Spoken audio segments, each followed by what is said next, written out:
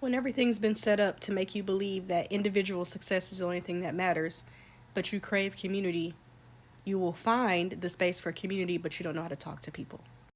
I just listened to an amazing video by Deja. I'm going to tag her in the comments because I think she is brilliant and one of my favorite creators on TikTok and also on YouTube.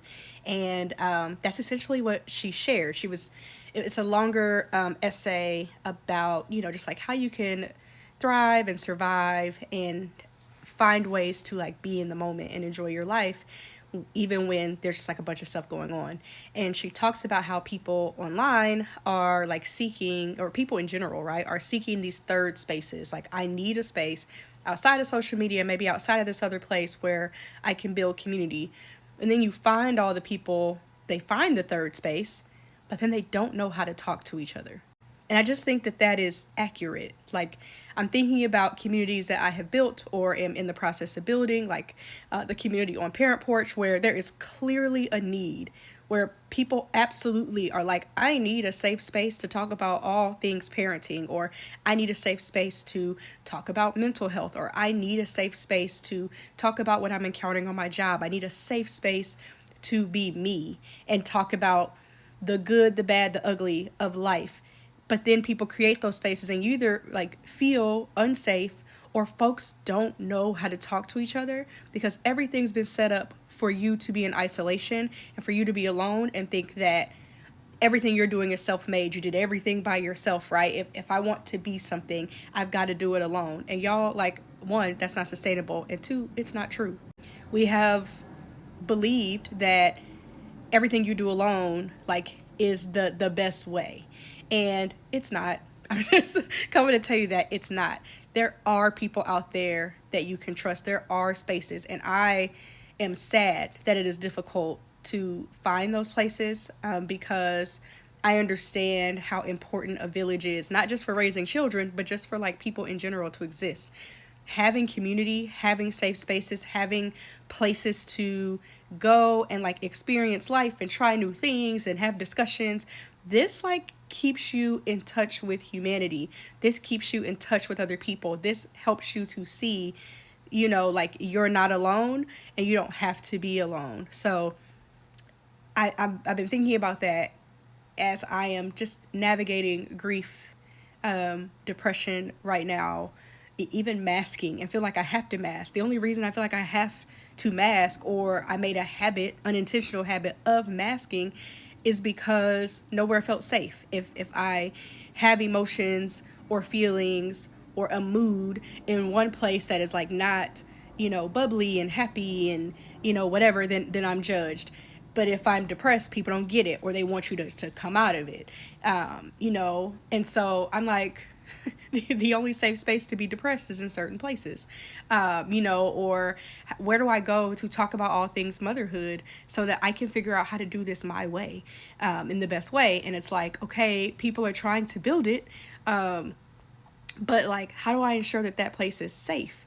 Because a lot of communities that have been built around safety online, there are people who come in there with no intentions of safety, right? They are screenshotting and sharing and just literally creating an unsafe space around these communities where there really is a need. So, Dom, what do we do about this? For me, I think listening to Deja's video, it's just like, do it anyway. Do your absolute best and try, because literally everybody wants community. Like, if you go on Threads, you will see just how many people are looking for a community of moms and dads or parents, or a community of people who have similar beliefs, or people are wanting to start book clubs, or people are looking for folks to travel with, or they're like, I need new friends because I don't have any. The need is there. We have got to learn how to talk to each other again. And the only way to get to learn how to talk to each other again is to start talking and getting to a place where, when you maybe are wrong about something, or you maybe say the wrong thing, or you catch yourself judging, apologize, right? And understand no one's requiring perfection of you, but like, when you're out of touch with creating community, sometimes you don't know how to talk to people. So just start. Like, just start and take it at your own pace. because we need that. Like, we've gotten so far away from community. And I'm not saying it needs to be a bunch of people. If it starts with a group chat and somebody leaves and you got to start it with another group chat, like, just try and live in the moment and enjoy those moments. Get out, touch grass, go do the things that you like. You will maybe find someone. Like, I used to take myself to brunch. Every 2 weeks when I got paid a few years ago, I took myself to brunch. And then I would take myself to get my nails done sometimes. And then I would go and do stuff I enjoyed. So I like sports. I enjoy watching football and basketball, track and field, boxing. So I would go to a sports bar by myself. And every single time I would meet people. And then people that I did know might ask, what are you doing today? And I didn't want anybody to come to brunch with me when I took myself. But I did invite people to the sports bar or to eat tacos. And I started to build community. I started to get comfortable getting to know people in the Dallas area. Next thing you know, I'm part of community organizations and advocacy organizations and find a new job in the community that I really loved. And I'm doing speaking engagements and I'm building a platform online. And, I'm helping people with their finances and now working on this parenting community. Like, it will open doors. I've also met some amazing people through online communities. We've been able to meet in person and literally just like excellent people. Those people don't replace the folks that I met in high school and college who I love dearly, who really know me. They don't replace them, but they do extend the village that I have. They do extend the community. They allow me to meet new people and have folks in my corner, in my community, right, with different perspectives. And it helps me to continue to like be a better person. I'm a better advocate. I'm a better mom. I'm a better human because of those connections. So I encourage you to do that. Like, even in this space where like I'm like, I am not okay. Like, even in making this video, I'm like near tears because of how tearful I've been. Watching that video helped me to see like I can still be present in the moment and feel the feelings, because grief is a part of life.